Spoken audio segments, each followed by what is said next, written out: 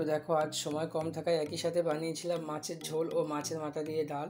তো তার জন্য এখানে আমি ডালটাকে ভালোভাবে সিদ্ধ করে নিয়েছিলাম। তো নেওয়ার পর দেখো দুদিকে দুটো কড়া দিয়ে তেল দিয়ে ভালোভাবে কড়াটাকে গরম করে নেওয়ার পর এখানে মাছের মাথা দিয়ে ডাল করার জন্য মাছের মাথাটা ভালোভাবে ভেজে নিচ্ছিলাম, আর ওদিকে মাছের ঝোলের জন্য মাছটাকে ভালোভাবে ভেজে নিলাম।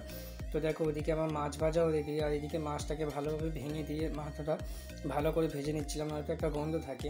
তো ওদিকে দেখো তার জন্য মাছের ঝোলের জন্য কড়াতে আমি কালো জিরে দেওয়ার পর ভালোভাবে পেঁয়াজ দিয়ে সেটাকে একটু ভালোভাবে নেড়ে নিলাম। নেওয়ার পর এদিকে ডালের জন্য মাছের মাথাটাও আমার ভাজা হয়ে গিয়েছে, তুলে নিয়ে তেল দিয়ে দিলাম পেঁয়াজ। তো এটাও ভালোভাবে ভেজে নেব। তো দুদিকে দুটো পেঁয়াজ দেওয়ার পর ভালো করে লাল করে ভেজে নিয়েছিলাম। ভেজে নেওয়ার পর আদা রসুন দিয়ে দেখো সেটাকেও ভালোভাবে ভেজে নিয়েছিলাম সবগুলো লাল লাল করে। তো নেওয়ার পর দেখো এদিকে আমি মাছের মাথাটা দিয়ে দিলাম ডালের জন্য। দেওয়ার পর দিয়ে দিলাম সামান্য একটু লবণ ও দিয়ে দিয়েছিলাম হলুদ ও লঙ্কার গুঁড়ো। তো দেওয়ার পর এটাকে একটু ভালোভাবে নেড়ে নিয়ে ভেজে নেব, একটু না ভাজলে গন্ধ থেকে যায়, তো তার জন্য ভালোভাবে ভেজে নিয়ে তো ওদিকে মাছের ঝোলের জন্য একটা বাটিতে আমি লঙ্কার গুঁড়ো, লবণ ও হলুদ গুলিয়ে সেটাতে দিয়ে দিয়েছিলাম কড়াইতে। তো সেটাতে গুলিয়ে কড়াইতে দিয়ে দিলাম। এখানে দেখো কড়াইতে দিয়ে দেওয়ার পর আর একটু বাটি ধুয়ে জল দিয়ে দিলাম।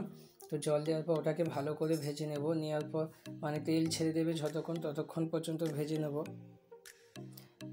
ভালোভাবে। দেখো এদিকে আমি ভেজে নিচ্ছিলাম, আর এদিকেও একটু নেড়ে দিচ্ছিলাম, এই কড়াটা নয়তো তলাতে ধরে যাবে। তো ডালের জন্য এদিকেও মাছের মাথাটা ভালোভাবে আমি এখানে নেড়ে নেওয়ার পর ডালটা দিয়ে দিয়েছিলাম। তো এদিকে দেখো ডালও ফুটছে, ওদিকে মাছের ঝোলের জন্য আলুটা দিয়ে আলুটাকে ভালোভাবে কষিয়ে নেবো। বেশ অনেকক্ষণে আলুটা কষিয়ে নিয়েছিলাম। আলুটা কষিয়ে নেওয়ার পর এখানে ভালোভাবে জল দিয়ে দিয়েছিলাম।